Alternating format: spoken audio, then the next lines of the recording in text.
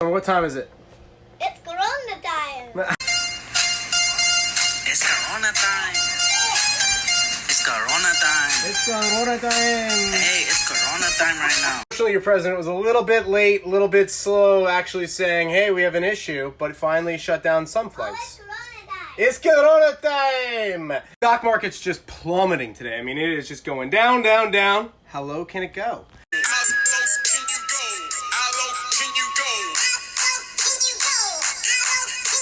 A great time. A lot of opportunities here. Summer, how many airlines and cruise lines are you buying?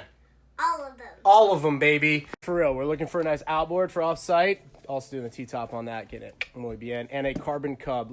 They were 150. I'm thinking 50 is reasonable on a carbon cub. It's gotta have less than 350 hours though. Nothing more than 350. Real, nothing about a market changes that rapidly overnight. So when you see a 40% drop, a 30% drop, what's happening is the market's just pricing in this new information, this new like, oh wow, things are gonna be different. They're not really pricing in all the information because nobody's accounting for the exponent. Your president's way late on shutting things down. Had he shut things down on Monday, you wouldn't see this 10% drop in the stock market today. As this new information gets priced into the market, typically it's somewhere in the middle. It's not that bad and it's not that good. It's typically somewhere in the middle, but there's a lot of opportunity once it dust settles a little bit to buy on some of these irrational dips. For Martin, you guys may remember the guy that drives the Buick, probably worth 20 million, could be worth 40 million. It's really hard to tell. He owns like all the mobile home parks in Florida, like all of them. If he doesn't own them, he manages them. So either way, Martin's just stacked with cash and he's like, yo, there were, of the financial stocks, he's like, take 20 random stocks, spread your money evenly across those 20 stocks and just hold them for 5 years and I guarantee you it'll work out. And that type of information when these type of events really works. You can't really pick the winners. If you're gonna play that game, you just gotta go for like blanket over the whole thing, like all of them, and then they'll all average out. The whole sector averages out well. The sector that's most affected would be like your cruise, your travel, your resorts, like those type of sectors are gonna be steals. Like when this finally passes, those will be absolute steals. Because like a cruise ship didn't drop 40% overnight. Like that didn't happen. Airliners didn't drop 40% in price. Boeing didn't drop the price of airliners 40% overnight. It's just the irrationality of crowds. Crowds are absolutely dumb. Like, you always look at what the crowd's doing and run the opposite way. For how these type of events affect small businesses like mine and likely yours, the answer is mixed. There's no two recessions are ever the exact same. Like, the economic events never occur in the exact same manner. Issue with this one is this will be when the federal government shoots their last shots.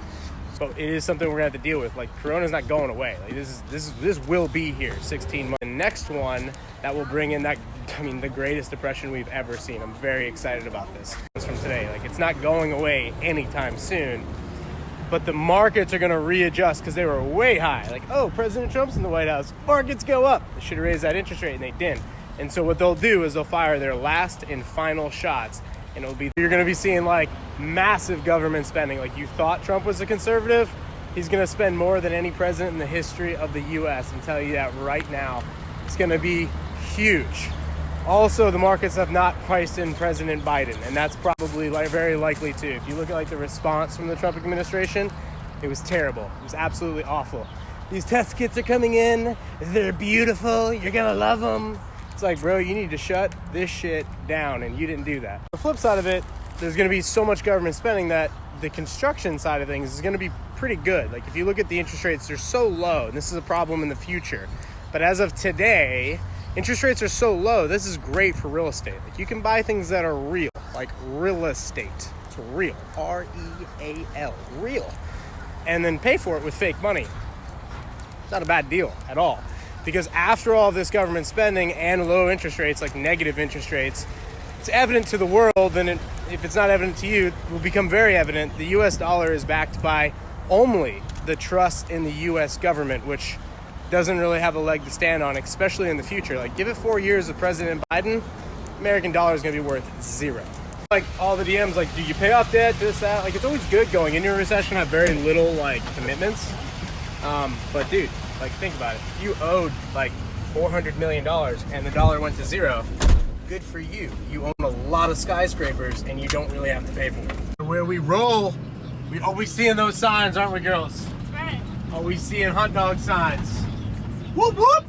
Way to go, bro.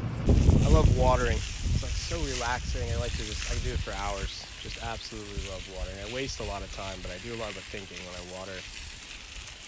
What's going to be way unique about this, and I've been saying this forever, is you are going to see inflation, not in the short term, but long term, more than a year out. You're going to see inflation like you have never, ever seen before. At least not in America. I mean, you guys from like World War II Germany, like you guys would understand. Or Zimbabwe or Argentina. Every single currency that's gotten off of a gold standard or something backed by real currency, like something like they call it God's money, gold and silver, has always failed. That always happens. It's never, there's no, 100, 200, 300 year fiat currency. It's never existed in the history of the world. But what you're going to see is you're going to see so much government spending. You're going to see the largest debtor in the entire world. That's the U.S. government. And you're going to see complete lack of trust in their system. And it's all going to come down. You see, in 1913, a bunch of bankers got together on an island called Jekyll Island off the coast of Georgia right before Christmas Eve. And they decided to come up with a central bank. And they had tried this a couple decades before, and President Andrew Jackson said, hell no. Now, if you don't remember President Andrew Jackson, you didn't learn about him, this guy would straight up duel you. I think he had some squabble with somebody and his wife or something. He just went out there with a pistol and shot a guy.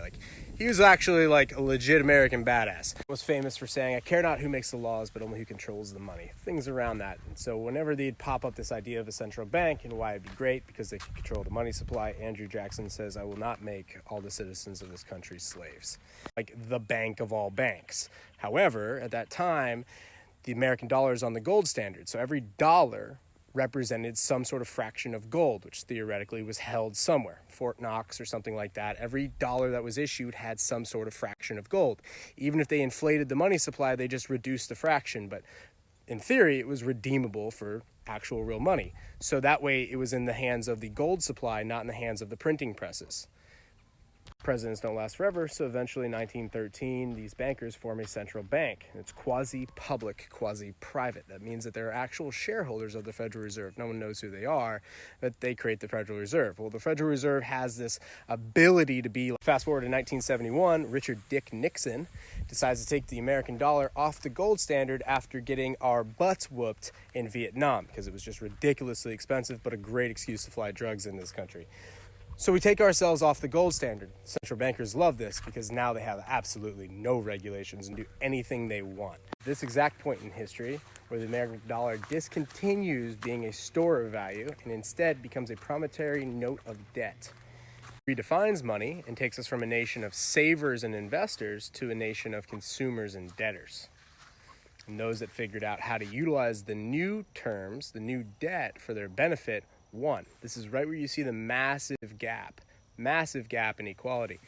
People that didn't change their behavior, like Grandma in 1971, who stuffed $1 million in her mattress, lost the purchasing power of her $1 million. Before that, she just had a store value in gold, theoretically. But now, that $1 million has deteriorated, it's inflated.